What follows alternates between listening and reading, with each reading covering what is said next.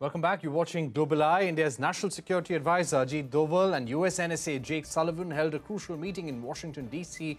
earlier this week and agreed to significantly elevate the India-U.S. initiative on critical and emerging technologies. Both sides have agreed to expand collaboration in AI, quantum technologies, and advanced wireless, joint development and production in defense, with an initial focus on jointly producing jet engines, enhancing collaboration on semiconductor supply chains, and advancing cooperation on research and development in 5G and 6G were the key takeaways from this meeting. We also hear that the Prime Minister is set to make a state visit to the United States this summer at the invitation of US President Joe Biden. Let me go across to former Indian Ambassador to the United States, Arun Singh. Ambassador Singh, thank you very much for joining us.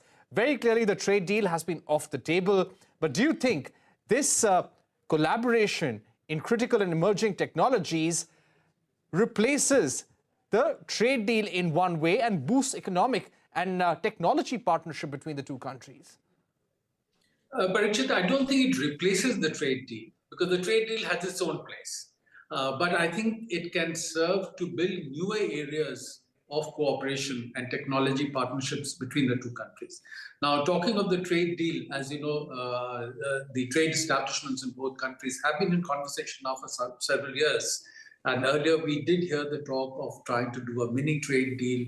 But even that has been difficult to work out, perhaps because of existing interests on both sides. What each side wanted, the other was not in a position to give on that. But at the same time, from what I can see in the public domain, there is amicable and deep conversation on trade between the two countries. So that has one dimension.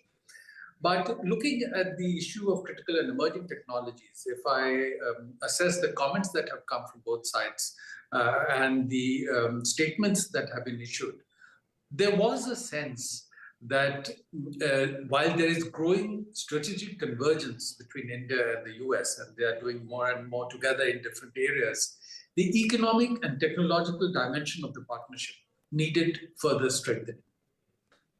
Second, everybody says that there is a perfect storm of technology coming with AI, quantum, cyber, 6G, private sector, space, commercialization of space, biotech, semiconductors. And these are going to completely transform the way we live, the way we work. Now, if India is to remain in the lead among the countries in the world and lose out again in terms of technology opportunity, it would be useful for India to place some emphasis in these areas and partner with other countries, including leading countries in the world with this technology. So I think those have been some of the considerations behind seeking this partnership. Also, in all countries in the world, including in the US and in India, work in these areas at an initial stage. You don't as yet have established patterns of production, established interests, or established norms and standards. So if you can start by cooperating at the initial stage, you can then work together to develop norms and standards that also work for India. And once you've had the initial cooperation, you then move into a production cooperation arrangement. Then you can look at what kind of trading arrangement that work for both of you. So you can then do away with some of the challenges that you faced at the moment. Again, this is an area where it is not enough for just the government to play a role. But academia and the private sector will also have a role to play, because in several of these areas, the research is only at the academic level. And industry is trying to partner with academia to find out what can be translated into industrial production. So that was the reason, I think, why on 30th January itself, a day before the National Security Advisors had their formal conversation, both of them, along with the US Commerce Secretary, interacted with a large meeting where there was a presence of US and Indian industry and academia to signal to them that they would like to encourage cooperation between Indian and US industry in this area. And I think the final point that was important is that because these are cutting-edge areas, there would be concern, including in US industry and academia, whether the government will bless this kind of cooperation. Because otherwise, at a later stage, they might worry that the government would step in and say that these are very sensitive areas of cooperation and should not partner with another country. So therefore, a message coming right in the beginning from the National Security Councils, the National Security Advisors of both the countries, that this is an area of cooperation where they feel that US and India are partners that from their national security perspective, they would encourage. So given all that, I think it's an important meeting, an important message that has been given. And again, if you recall, one major step in India-U.S. Ambassador Singh, if I may ask you about the Defence Industrial Cooperation Roadmap. Yeah, if I may ask you about the Defence Industrial Cooperation Roadmap, both sides have spoken about developing a new bilateral partnership there, joint production, production of jet engines as well. How significant is this in our growing defence partnership? We've seen a series of operationalization of agreements happen since 2014. How important is this aspect now? So defense cooperation is certainly a growing area of cooperation between India and the US. Now, till 2008, when we had done the civil nuclear cooperation agreement with the US, India had hardly bought any defense supplies from the US. By now, we have contracted to buy more than $20 billion worth of defense supplies from the US.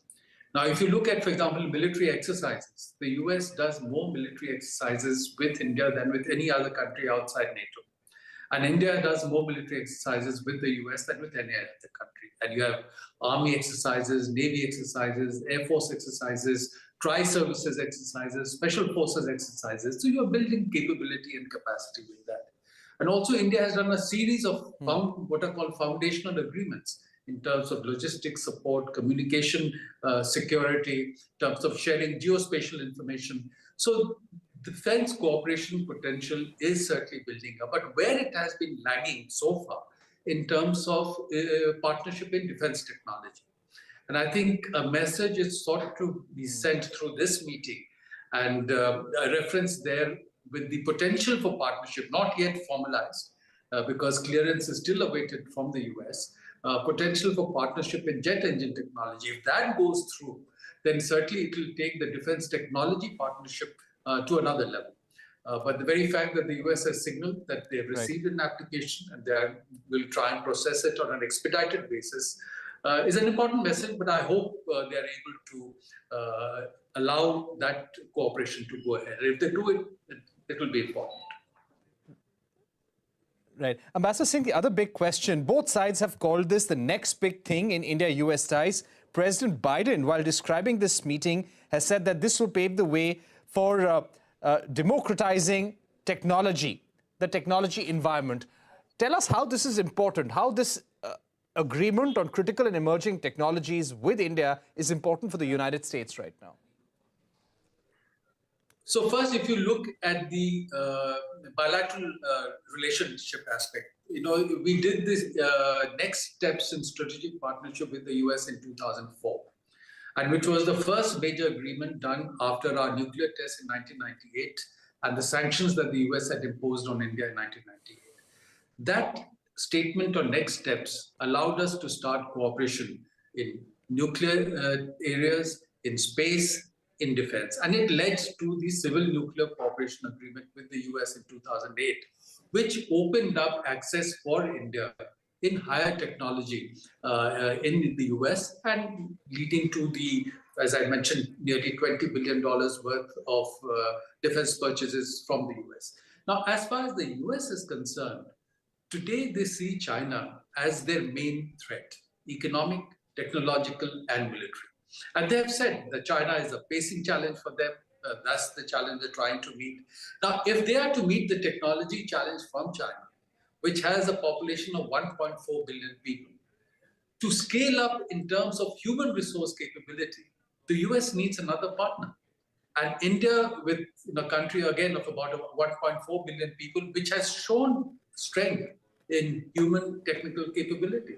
If you look at the US, number of H-1B visa holders from India, people working in tech industries, CEOs of leading companies in the US of Indian origin, a large amount of R&D work being done in India for US companies. So they see India as a country that has the potential for being a partner for the US, which would be useful for the US for itself in meeting the China challenge. So that's the advantage from their point of view. And of course, from India's point of view, this kind of cooperation will enable us to leverage partnership in higher technology areas where work is also starting in India, and it will be of benefit to India. Right. We've run out of time, but thank you very much, Ambassador Arun Singh, for putting that visit in perspective for our viewers. And let's see what happens when Prime Minister Modi visits the United States to meet President Joe Biden. And we will perhaps see the operationalization of some of the steps mentioned in the joint statement by both sides. Thank you very much for joining us. With that, it's a wrap on this edition of Global Eye. Thanks for watching. Goodbye.